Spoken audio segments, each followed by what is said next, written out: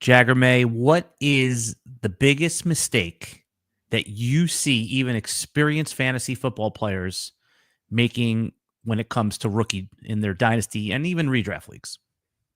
Always assuming that the rookie's going to take over right away. Like especially when the vet hasn't slowed down at all. And like the one that I think about, even I have done this as well, was like James Conner. We've been waiting on those wheels to fall off, and like they just he gets better with age, man. It's just like Trey Benson ain't ever gonna get that backfield. To me, that's always the number one thing that I always see is just like, well, he's gonna come in here and he's gonna take targets, and that's actually, I would say, the second thing is more target competition doesn't always mean less targets for someone else. Right. Yeah, no, it's rookie optimism would be the whole overall Mhm. thing, right? And I think that there's probably an advantage here. I mean, you do it because how many dynasty leagues are you in right now? 15. I actually Yeah. keep Dynasty like in reason. I'm not one of those people who like, oh, I'm in 50 leagues. I'm like, how do you manage? Well, you forget like people listen to this podcast hear 15 and they think you're psychotic, right? That's true. That's true. Like, Yeah. in the world of dynasty portfolio players, sure. Like at one point I was in 40 plus leagues. I've pared it down to around what your number, but hmm that's still a lot. I mean, most people are in like 4 leagues, even my friends that have been playing for like 20 years. So, hmm but yeah, it's rookie optimism, right? Like, so when you're doing dynasty startup drafts, do you think it's like optimal to do you take advantage of that rookie fever, or do you like succumb to it a little bit? It just depends on the draft. Like out of the startups I've done, because I had like I'm still in 15, but I had a lot fold that were going for a long time. So startups that I had this season, I had one league where the rookie optimism was just insane. I was, Mm, like some of these wide receivers, I was getting wide receiver ones as wide receiver twos, stuff like that. Devontae Adams was worth like $4. And then you have the opposite when you get in a different lobby and you see these people like, well, I don't trust rookies. And then that's when you know, like, okay, I can get a discount on somebody in a good situation. Let's say like Trevion Henderson, just because they really are worried about Ramondre, and I'll take shots like that. mm. So really, this is the evergreen answer of know what league you're in and adjust quickly while you're in that draft room. Yeah, I take advantage of it in the always try to be winning. That's where I fall in, and and again, it's your team does age a little bit, and what I mean is like I'll let other people push up those rookies in startup drafts, and then I'll take Derrick Henry in round 7 when he's a first round redraft pick, right? In these Mhm. super flex startups, I'll take Mike Evans. Even like Devontae Smith on the Eagles, like he's not considered a young guy anymore. He's gonna be 27. So Mhm. those type of players fall 2-3 rounds more than they would in a redraft league because all of the young unproven guys get pushed up. And I'm not talking about Ashton Jeanty. I'm not talking about Murray and Hampton, who are first round running backs and have clear paths. But someone like a Matthew Golden will go the first round wide receiver the Packers drafted will go 3 rounds earlier than he would in a redraft league. Yeah, it's because he's going to be Green Bay's wide receiver one, Allen. That's why. It's Oh, written in okay. stone. It's written in stone. We're on day 2 of training camp, and we already know he's going to be the guy. Tucker Kraft won't be a problem. Jaden Reed, Dunzo. But let That's me let just. me explain the nuance. This is called sarcasm. Oh, it is. Yeah. Okay, Sorry, because guys. Yeah. there's some people that might take you serious here and then clip you and receipt you. So just be careful with how you. Yeah, no, Sarcasm, guys. I'm making fun of the Dynasty Bros, me included. I am one of you. You are one of me. yep. We'd be like Matthew Golden. Green Bay's got their wide receiver one. Yep. Yeah. So I put Golden on like the cover of this podcast, like the thumbnail. If you're listening on the audio podcast, I think he's like the most interesting one, right? Because every year, Jagger, there is a player that has either first round draft capital or early second round draft capital that we push up because of age, and they do. I mean, Matthew Golden's price is fair in a rookie drafts. He's not like a first round pick. He usually goes in like that beginning of that second round. So maybe Mhm. it's not fair to say that's a player that people love that we hate, because if he was going at pick 108, 109, it would be a little different, don't you think? Yeah.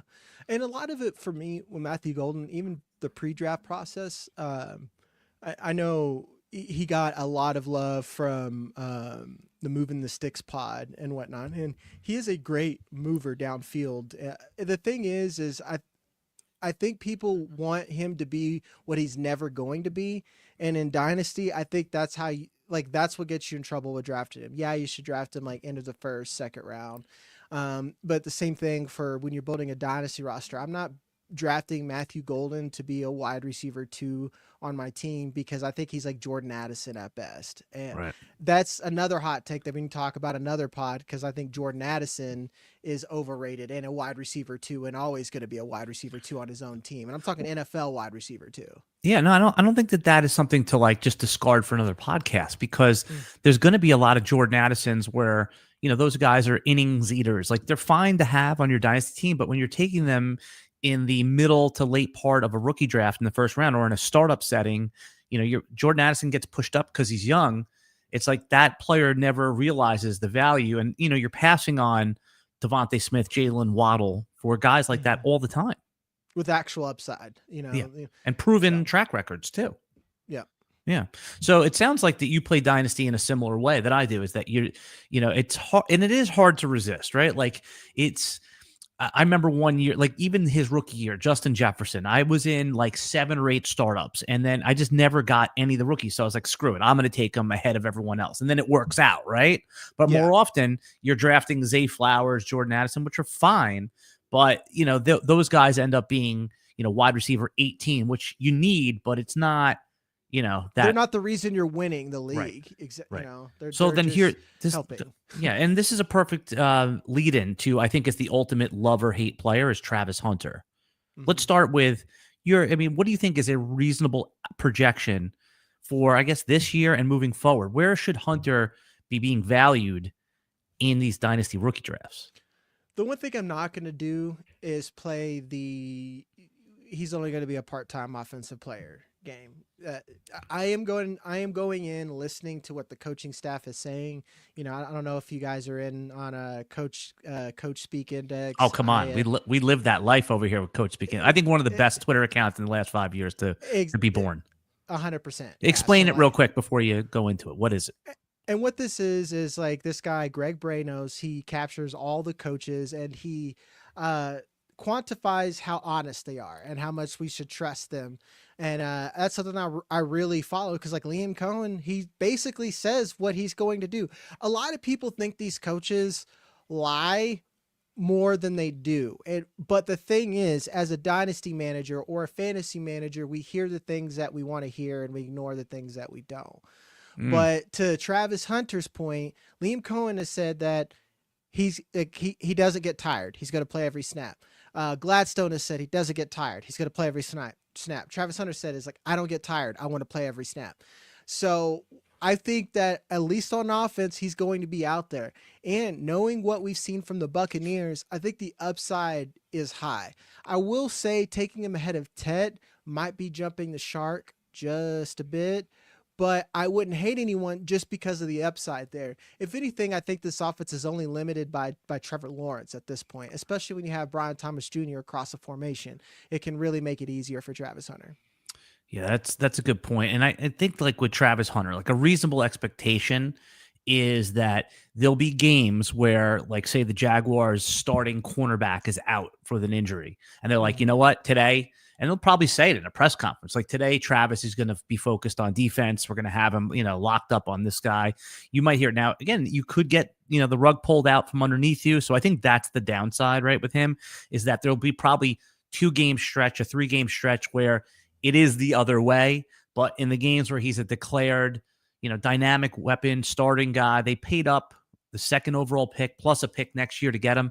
You don't do that for like a cornerback. So I don't know if there's any player in this rookie class that has a chance to knock on the door of the elite tier that Jamar Chase, Justin Jefferson, Malik Neighbors, CeeDee Lamb, whatever that is for you. It seems like Hunter is the most likely to enter that tier. And you compared him to Tet McMillan, who was the first, you know, was the 2nd wide receiver off the board. It seems like Tet could, you know, is going to live at that wide receiver 8 to 12 range for his career if things work out.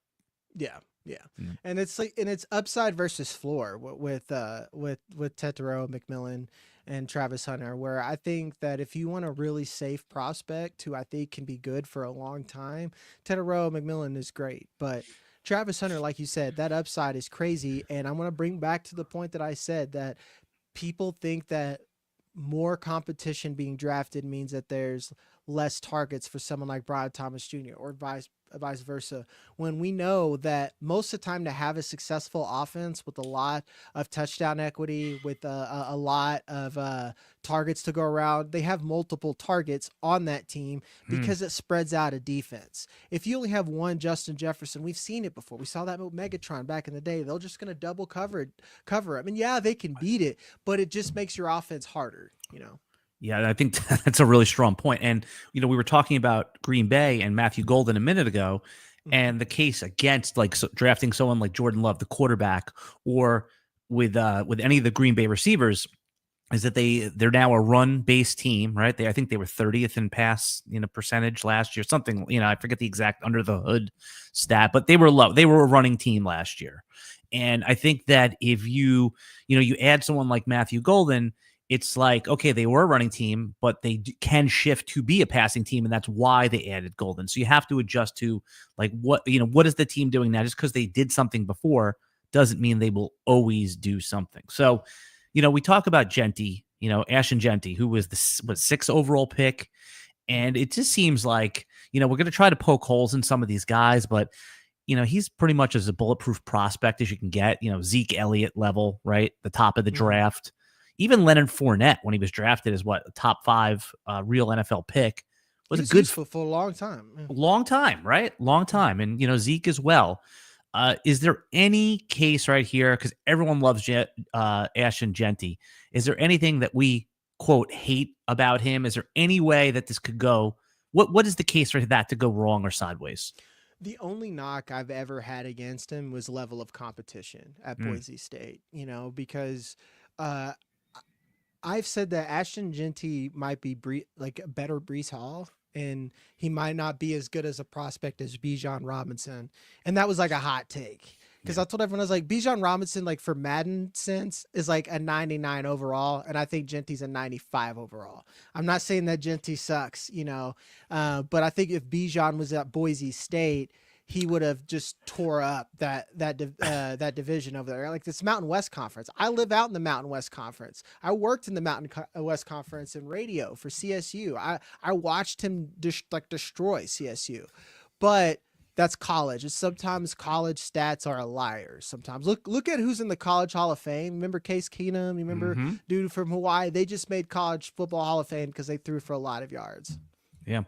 And you can only play against the competition that's ahead of you, right? Like Right. if Ashton Jeanty was a pretty good back, had good stats against medium competition, we'd say, but the fact that he dominated it, right? Like that is Mhm. fine. That's what you're supposed to do. If like you play pickup basketball, right? Every once in a Yep. blue moon. Like if you're Yep. playing against a bunch of fifth graders, you should have 25 points, right? Or Exactly. more than that. You should probably have 30 and a bunch of rebounds too.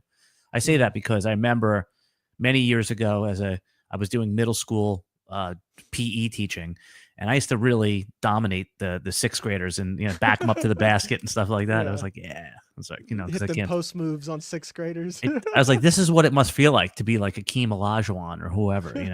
So yeah, Mm. especially when we lower the hoops. Mhm. All right, so let's go down this list a little bit. It seems like some of the other polarizing players that people love that we might hate. I don't know. Any first round tight ends getting drafted in the first round of your rookie drafts. I mean, that's a topic that, and let's assume a small premium, right? Like in a single PPR, it's more excusable to pass on those guys.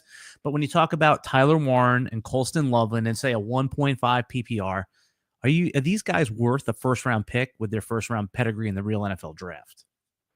I mean, yeah, Tyler Warren, especially with his versatility as just what he can do as a blocker, what he can do after the catch.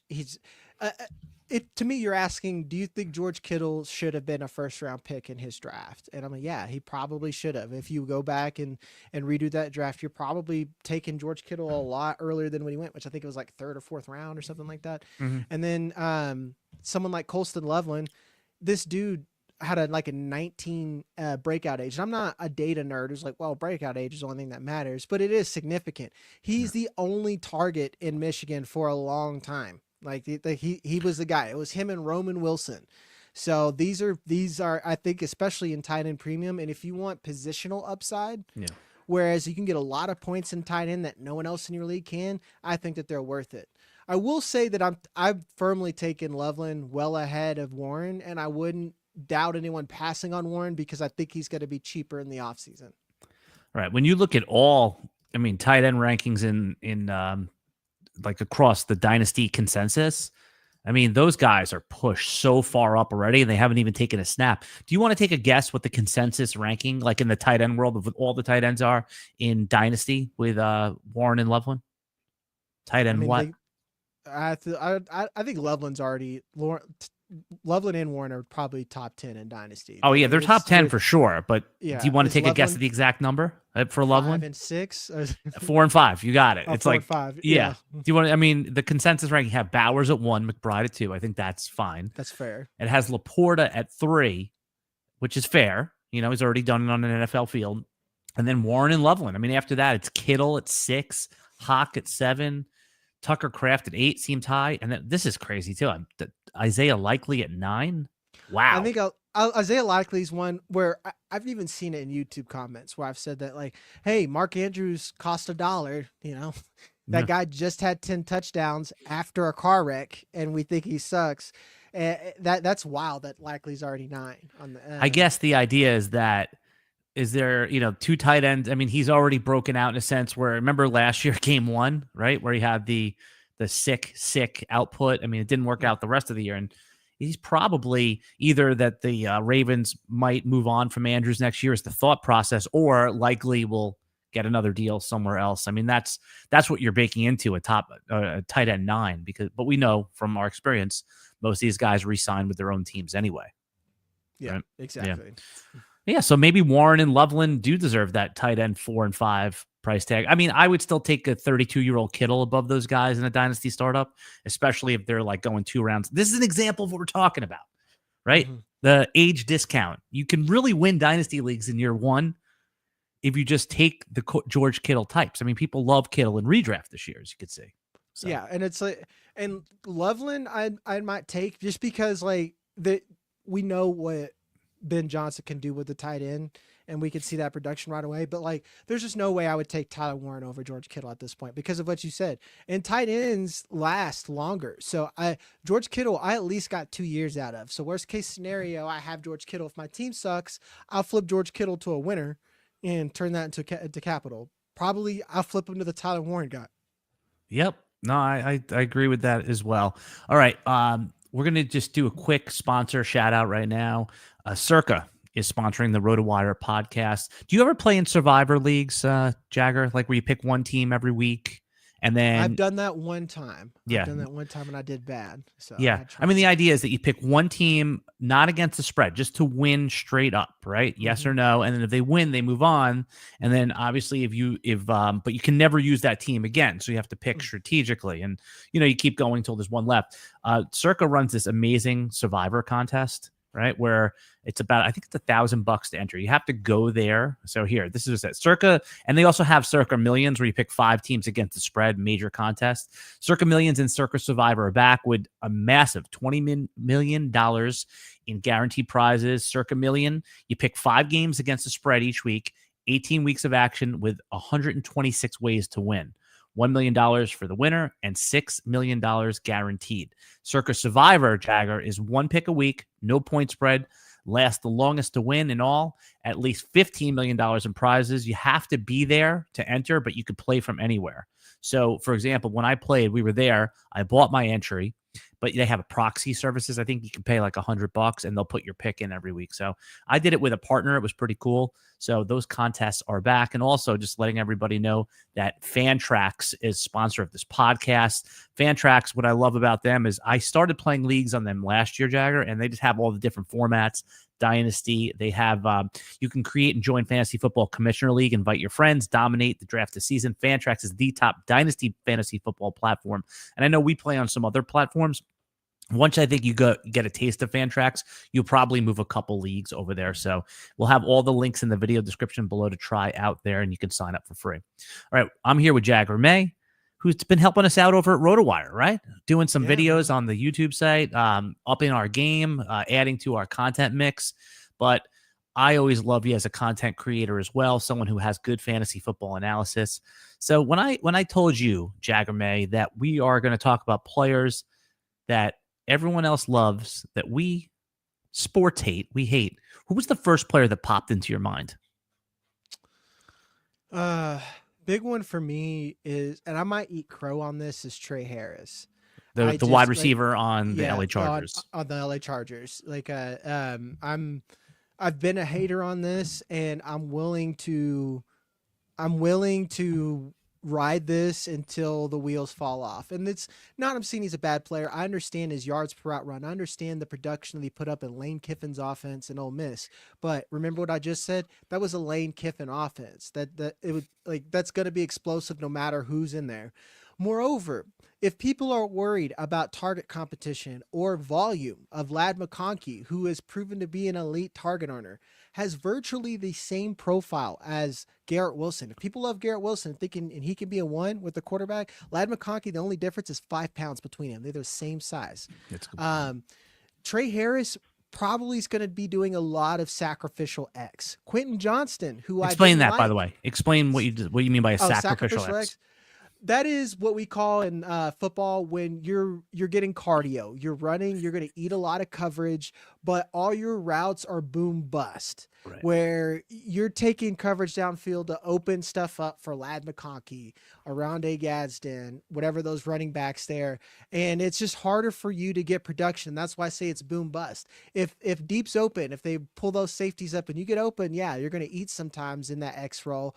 But let's put it this way. Marvin Harrison Jr. was disappointment, not because he sucked, because he was used as a sacrificial X for Trey McBride all the time. That's the way the play calling works. And Trey Harris has been moving up a little bit since the Mike Williams retirement. I don't even understand. Like, was Mike Williams a factor? Maybe it just meant like that he was going to be on the field, even if it was, 20 snaps a game, at least that opens the pathway up for Harris a little bit. Maybe that's the only thing I can think of as to why his ADP, who knows? Yeah. I mean, when Mike Williams retired, I remember looking at my phone and I was just like, oh, I thought that happened. Right. I acquired 2 players in my Dynasty leagues, both retired on the clock, right? I was, some guy wanted to swap picks with me and you know what it was? I was on the clock and he liked the player. It was in like the 3rd round. It's like 308 in a rookie Dynasty draft. And he offered me Derek Carr this is before retirement. Derek Carr for 308. I was like, oh my God. And Superflex, I get a free quarterback. I'd already drafted Tyler Shuck. And later that day, the announcement came through. I was like, this guy knew something because I just gave him a free 308. That sucks, man. And then it happened again with Mike Williams. On the clock, some guy we were in the 4th round and, there was I forget who it was. I think he wanted Will Howard, just some, 4th round dart in a rookie draft. And he's like, I'll give you Mike Williams in my 4th next year. I was like, all right, fine. I don't really like any of the players here. I'll take a free Mike Williams. Yeah. Back on the waiver wire like a day later. So all right. I got swindled twice, man. Luther Burden, the 2nd round pick of the Chicago Bears, Jagger. It seemed like that he was a popular pick that everyone loved. And now it seems the temperature has cooled on him right here. Where are you on Luther Burden as a Dynasty asset? Where do you think is the most likely outcome for this year and then beyond? He's got the largest range of outcomes because a lot of it is how much does Ben Johnson love DJ Moore? Because it doesn't sound like a lot, or it hasn't sounded like a lot up until training camp. And like I said, we haven't had real training camp yet. So maybe now that the real cleats are on, we'll see some progress, but a lot of body language issues there. So at Luther Burden's cost right now, I think he's just worth a pick because he could step in right away and earn a Jameson Williams type role, get some manufactured touches. I like that. A lot of people think he's only a gimmick guy. He can work downfield. He was just in Missouri where they couldn't get it downfield. It's all over his tape. You can look at Matt Harmon's reception perception where he charts all his success rate all over the field. So I like him at cost, and he's a one player where I think we're reasonable about, like where he's going at. Everyone's like, yeah, like he's a rookie, but he has upside, but he's a rookie in a crowded offense. So I will take him at cost, and I don't think he's a hate for me per se, but I do understand why people have cooled. And here's the other thing with Luther Burden that I think is going to be true. And it's like, if he does anything in a 1 or 2 game stretch, especially in September, he is going to be like an asset that people want, right? Like there's certain players that even if they do something, like no one's going to want them, right? Like if, I'm just looking down the list. Like if, Jack Besh has a decent game, like, there'll be a market, people will be interested, but they're still going to be in wait and see. If Luther Burden comes out the gate and has 6 catches for 80 yards, even no touchdown, it's like, oh my God, people are going to be trading first round picks for him in future years. So he was a 33rd pick, guys, or like close to that, So. Well, that's what I'm saying. I always say there's an arbitrary line that we draw. Like after pick 32, we put this line, and now you're a second rounder. Like, why isn't that line at pick 24 or pick 34? Right? Like, I mean, I know allegiance to the team plays a big deal in it, but I mean, Keon Coleman's the perfect example. The wide receiver of the Buffalo, wasn't he the first pick of the second round last year? Mm-hmm. I think that. I have to look it up. It's either that or they traded back in just so they could get the 5th round option on it. Like, because that's another business aspect of it is that like sometimes they get a free 5th round, 5th year option on pick Keon 33. Coleman. He was picked 33. So yeah, Keon. Mm-hmm. Yeah, right. But I interrupted you. I stepped on you. So explain that concept again. Teams trade back from the second round to the first round. Why? Because they really like that guy, and in a second year, you only got him for 4 years. If they're really good, you have him on a rookie contract for 5 years. You have that option. That's just the way the collective bargaining agreement works out. So that's stuff that they'll do all the time. Right. The team control for an extra year on a 5th round pick. And sometimes if they're really good after 2 or 3 years, they extend them anyway. But if you're not sure, especially like with a quarterback, like that was the Lamar thing, right? Like teams traded back into the first round. I mean, Baltimore to get Lamar, and they had a declared starter. So sometimes if you're on a wait and see, I like that you pointed that out, that's a team control thing.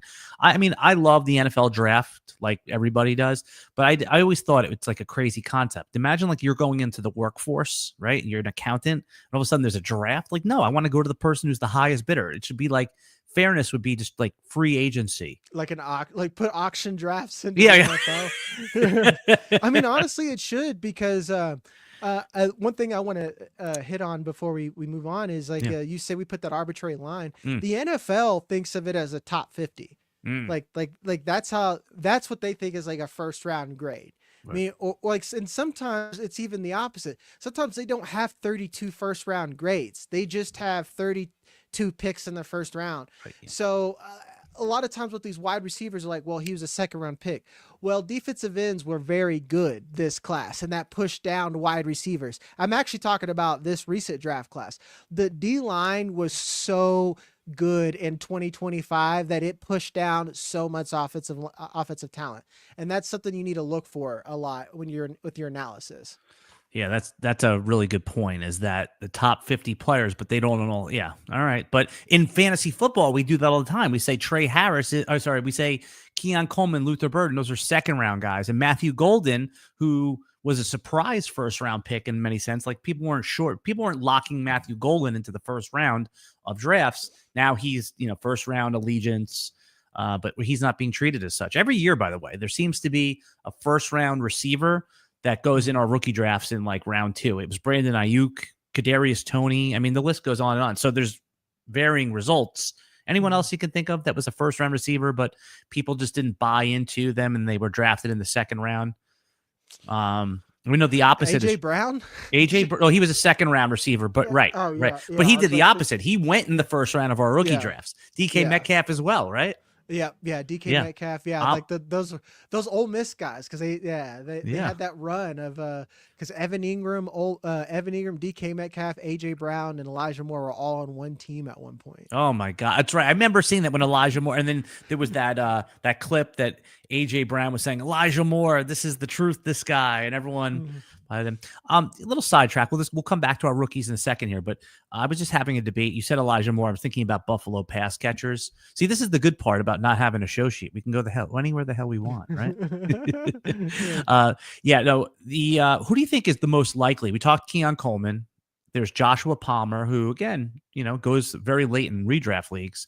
Elijah Moore, who's still a solid prospect. He's not dead yet. And then Dalton Kincaid, who was a first-round pedigree tight end.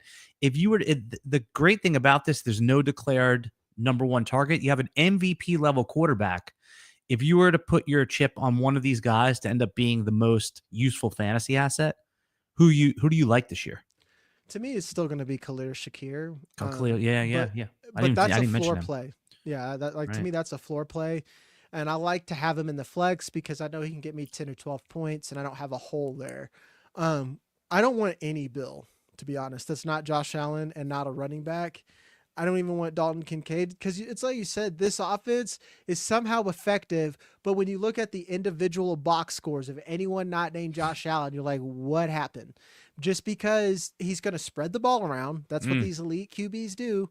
And none of these guys, I think, stick out to where I need to get this guy the ball. Like we thought Dalton Kincaid was going to be that guy with Travis Kelce, where, okay, I have pressure. Where's Kelce? Like you have these players that you just know are going to be open 9 times out of 10, and the Bills don't have one.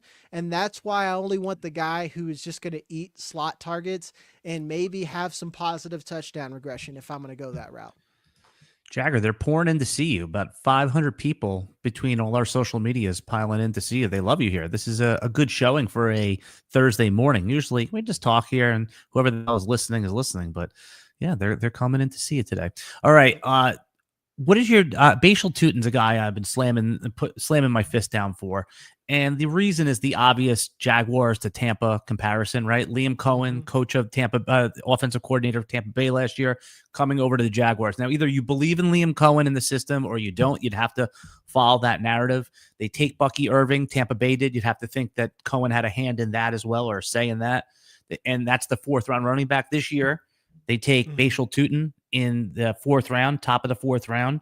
I mean, no one liked Rachaad White, even though he was somewhat productive last year. And that's the Travis Etienne. It's the same feeling. So there is a narrative here. Tank Bigsby and Sean Tucker feel like a similar 3rd running back that people like. So Tuten is someone that I thought the fantasy and dynasty players are going to be high on. It seems like after that fumble on the first carry, they don't want anything to do with him here.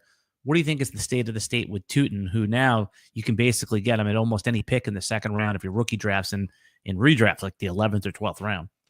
He is one of my highest exposures across all formats. It's like it's not even close, just because it's cheap. And I want to talk again about arbitrary cutoffs. I will say statistically, it gets pretty serious from day 2 to day 3, so I don't want to discount it. But Bashal Tuten was a priority draft pick for their day 3.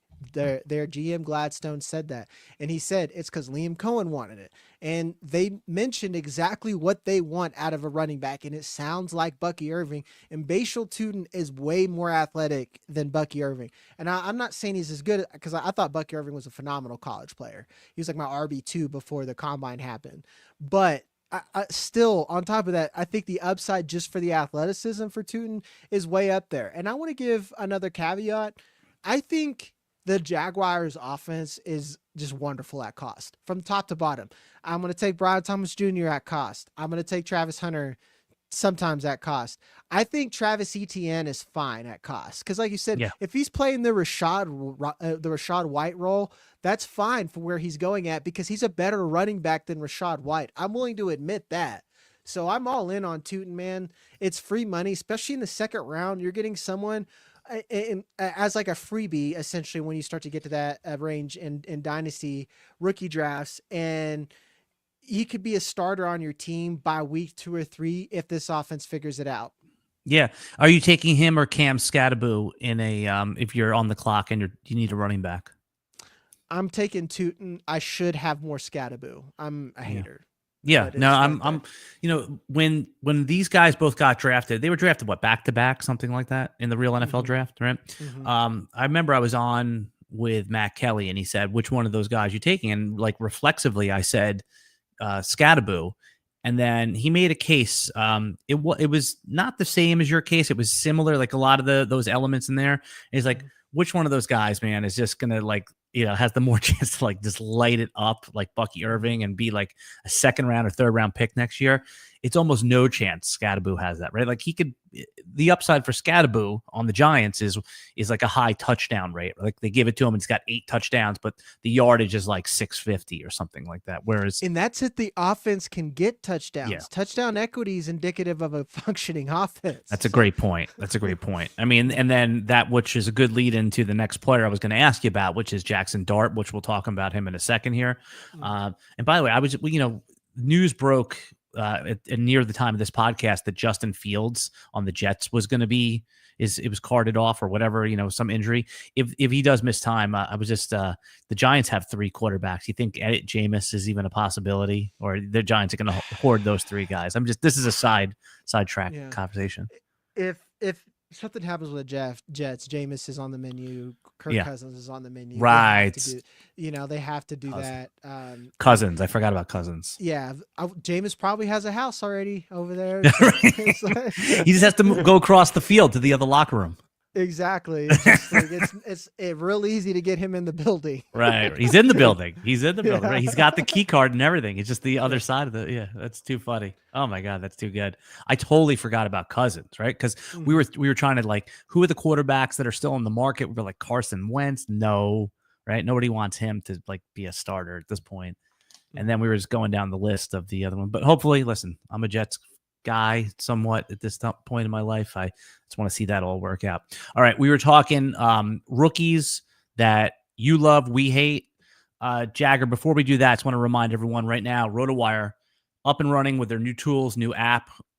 It looks amazing. You've been doing a lot of work with us, so you could speak to that as well, where it's the mock draft simulator, the draft planner. So it's like a must-have tool at this point for any fantasy football experience level. If you're new to fantasy football, which anyone watching this podcast probably is not, if you are someone who plays all the time, the revamped RotoWire app is looking good. 15% off right now in the App Store or over at RotoWire.com. Use code YouTube15, and for this time, you can get 15% off any RotoWire subscription, which, by the way, the subscription now includes the website and the app. RotoWire.com. Code YouTube15. All right, Jackson Dart, quarterback that the Giants drafted in the first round of the NFL draft.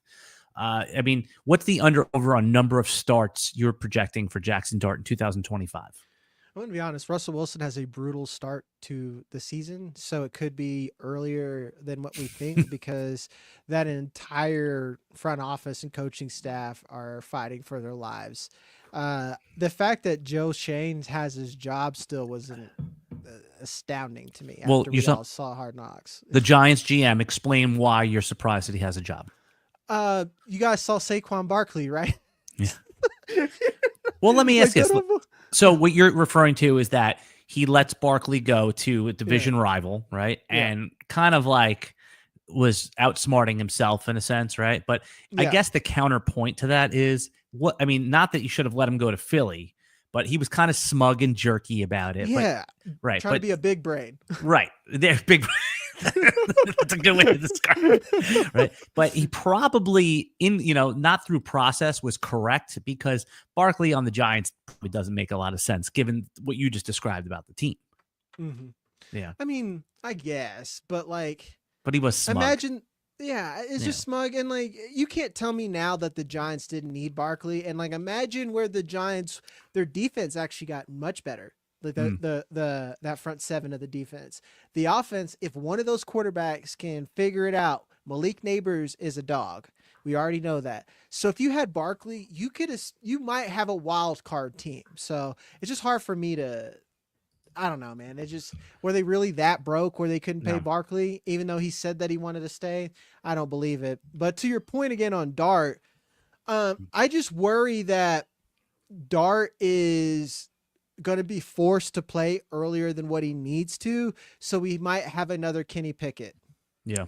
And explain what you mean by that when you say a Kenny Pickett. Where a team needs a quarterback and they reach for one who probably should have been a backup or second round, or at the very least needs development before they're the guy. Right. So, and this is why the hit rates for quarterbacks after like the 10th pick are so bad. It's pretty abysmal at that point. And that's because if you're a first pick, you're good enough to where you can probably beat a lot of the dusty vets. I don't think Dart's there yet. Yeah, and that's why we don't see a lot of quarterbacks picked in that like 15 to 28 range, because either if you are a true first round quarterback, you're pushed up into the top 10, right? And if you're not, you're falling to that second round, right? Like it's very Kenny Pickett was such a weird situation that year because he was the first. No one liked any of the quarterbacks. And by the way, the Steelers probably regret. Well, they definitely regret now taking him in the first round, because if you look at where everyone else went in the third round, Malik Willis, Desmond Ridder, like they obviously could have taken him in the second round, but similar to when you're pushing up someone in your fantasy draft and you jump them ADP, you just don't know who else is going to take them or, when. So that does make a lot of sense. I like that you called it out. So give me a number over, if you're setting a Jagger Sportsbook, what's the number of starts for Dart? I think he's in by week 6. So you're calling 9 or 10. 9, yeah, 9. Yeah, I would set it at. Well, here's another. I agree with what you said, but I think that even if they go to a rough start, that Jackson Dart represents their life preserver. Like you said, the coaching staff and GM staff is probably in a make or break year, and all they need to do is for Dart to flash something positive at the end of the season when people remember, and that could be good enough to buy them another year, right? So things are going medium or poorly with Russell Wilson. Week 10, week 11. I mean, the fans are going to go crazy, but then finally they pull the ripcord in like week 12, and Dart at least showed like what Drake May did. Drake May didn't win games, but he showed enough where people got excited. That could give Dable, Joe Shane one more year. Yeah. Agreed. So we'll see. It's so crazy because the incentives are not aligned, right? The team incentives with the incentives of the GM and the coach as well. They just need to win games. Smart, they would start Dart right away, or at least get them reps right away. Very interesting. Players that people love that we hate. I would. You know what? Jayden Blue. I'm putting him in there. Oh, thank you. Okay. I've been waiting on this. That would have been the one. Trey the Harris was almost a panic one. Jayden Blue. Oh man, I just don't get that, man. I don't get it. Yeah. Well, so Jayden Blue is the 5th round drafted running back on the Dallas Cowboys. I guess the case for him, Jagger, is that that nobody likes Miles Sanders, nobody likes Javonte Williams. They get a speedy back that can have some pass catching chops, and he's on the roster there. I mean, why don't you like Jayden Blue when the community seems to have liked him? When I say community, I mean fantasy dynasty drafters, ADP seems to have pushed him up to an unreasonable level, in my opinion.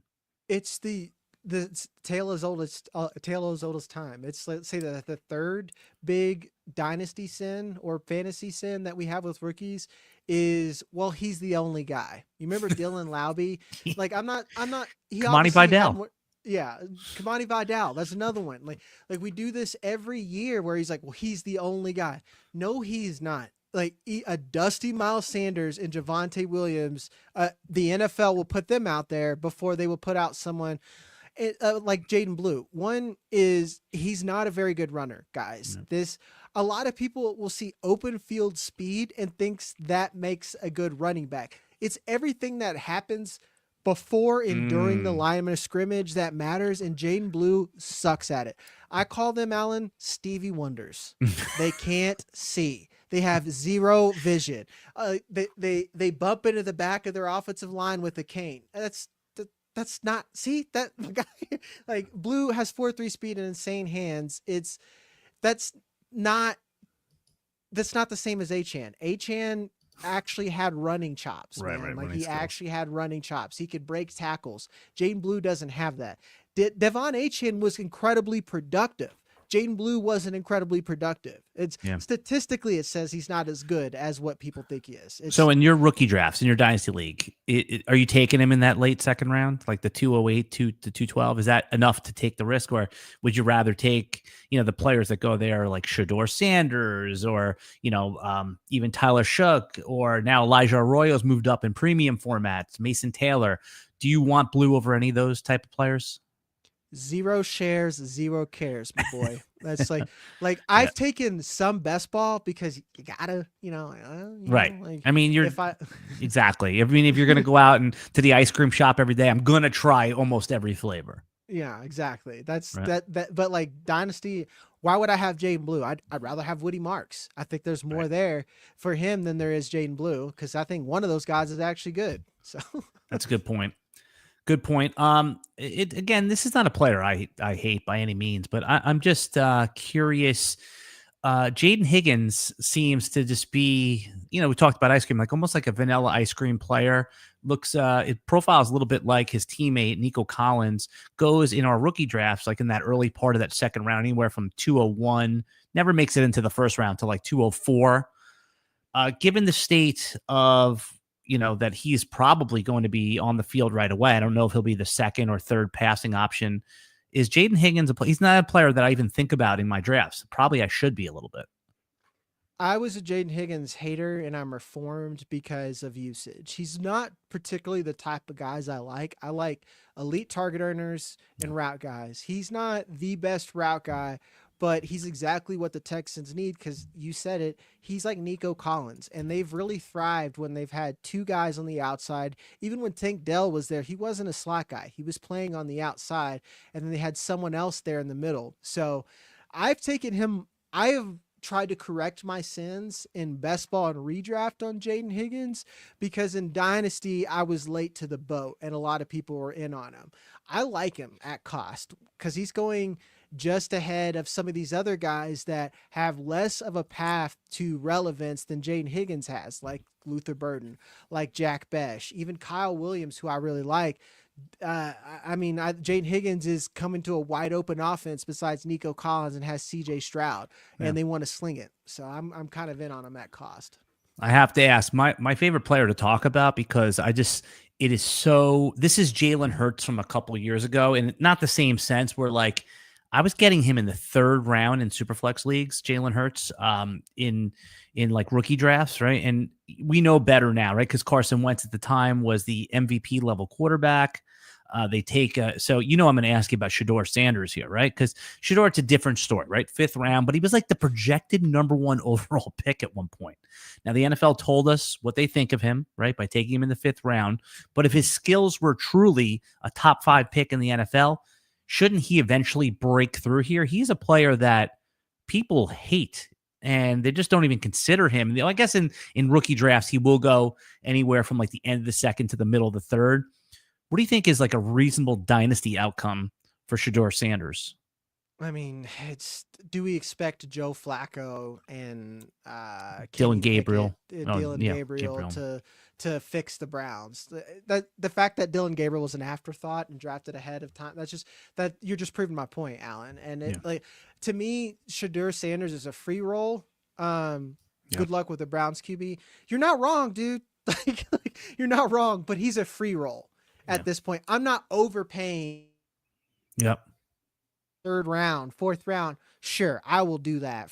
I don't like Tyler Shook, but I'll take him in the 3rd round because I can flip him if he has a good game or anything later. So like he's too cheap and down bad to hate, is right. Like it's the dollar bin, right? Like you go into the store, and there's a dollar bin, and there's something in there you like.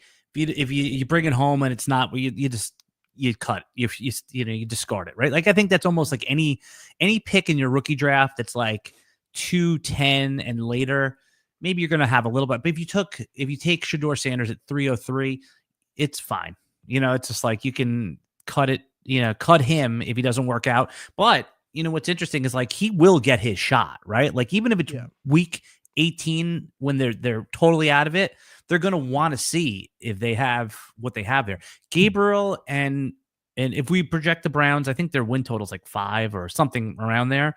Once they're 2-7, 2-9, the Browns are just going to be like, okay, we need to see what we have with both of these guys. And it'll probably be a little bit of an S show, right? Gabriel 1 week, Shador the next. But we're going to get it's a Browns show. Just say that. That's redundant. Right. They should change. The Browns should change it to the poop emoji, their logo on their helmet. Yeah. We have Justin Fields news. Go ahead, give it to me. Dislocated toe. All right, that's fine. So according to an actual Twitter doc who's right a lot, and he's very reasonable. Who is it? Is Jeff Mueller. Jeff is good. Yeah. Jeff's good. Hard to put a time frame on it. Depends on overall ligament damage. There's a chance he could still require surgery, but hopefully it's on the mild side and surrounding tissue can heal within 6 weeks. Okay, so let's go. So he's out 2 months. Let's figure 2 months. So we're right now at time of recording. We're in the last week of July. So the last week of August. Okay, so there's a chance he's going to miss the first month. They might put him on PUP and miss the first 4 weeks of the season. Mm-hmm.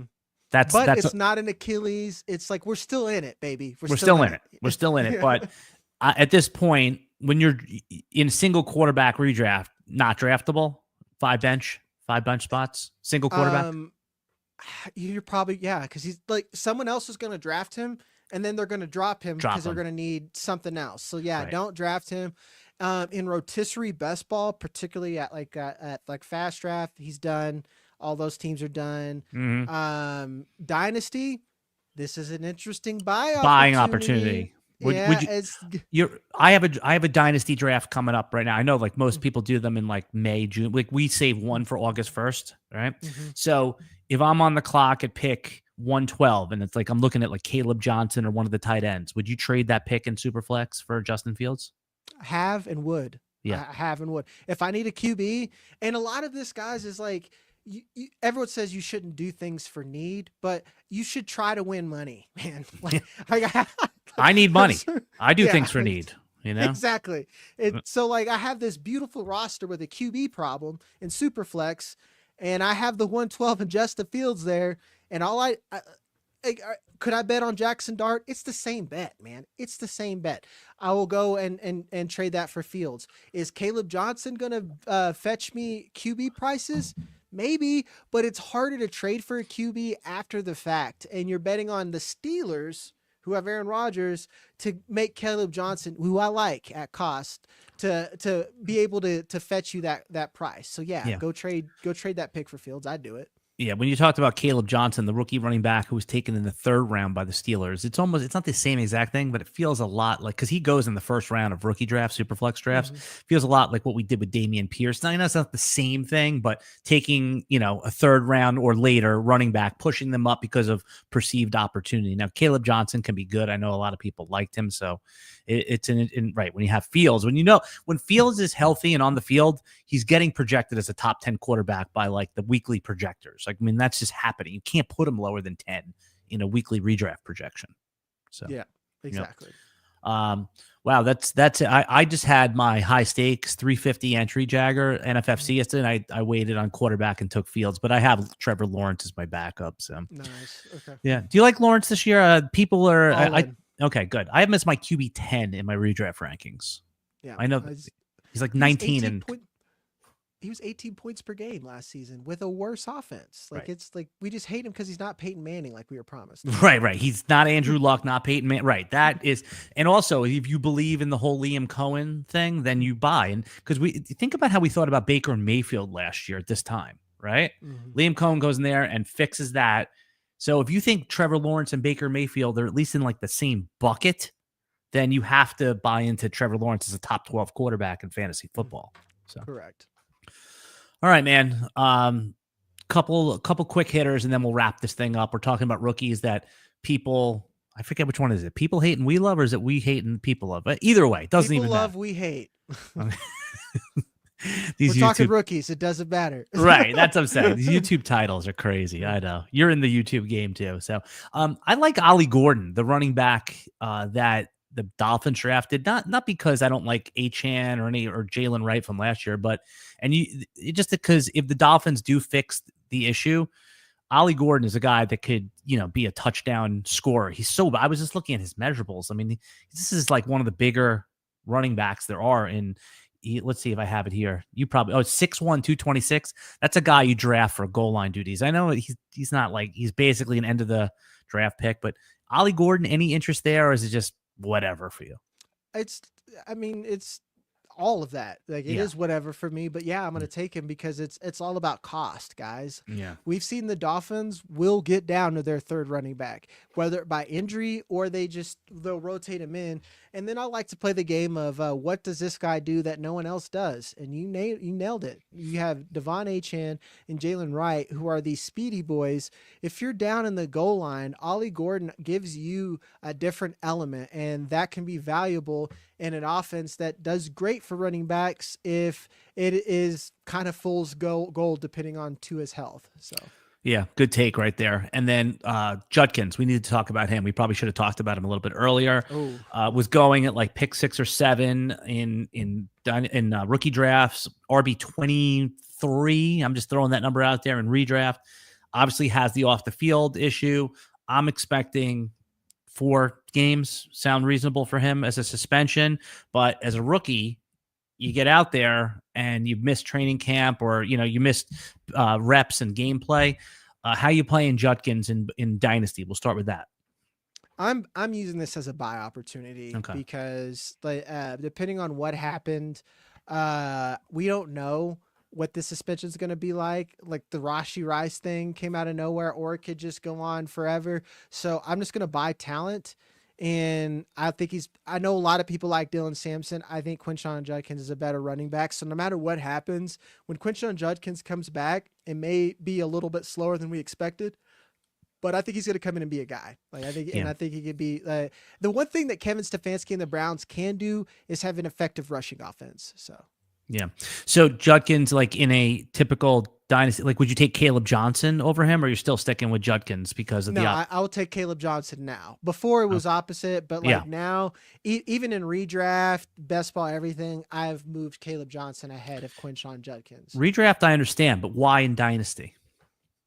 Because what if it is really bad?